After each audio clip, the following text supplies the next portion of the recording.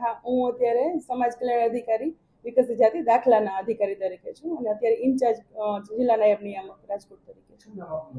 પિરોજિયા શીતલ.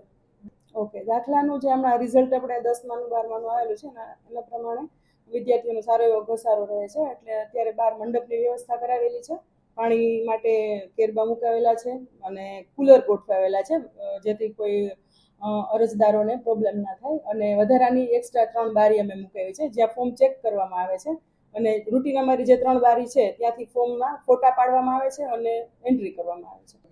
હા હા, મંડપ વ્યવસ્થા કરેલી છે અમે, અને બેસવા માટે ચેર ને બાકડાને અને એક હેલ્પ ડેસ્ક બનાવેલું છે. ઓકે, અત્યારે અમારો લગભગ મોટા ભાગનો 10 થી 11 જણા નીચે છે, ઓપરેટરો સહિત બધા નીચે છે. અને દરરોજ અત્યારે ઘસારાને પહોંચી વળવા માટે તમામ સ્ટાફ નીચે 9:30 આવી જાય છે.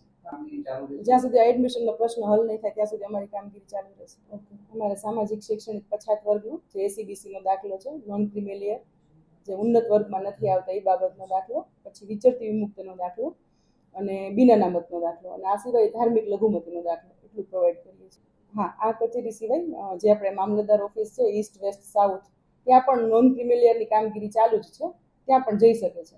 અને કલેક્ટર કચેરીના જનસેવા કેન્દ્રમાં પણ આ કામગીરી ચાલુ છે.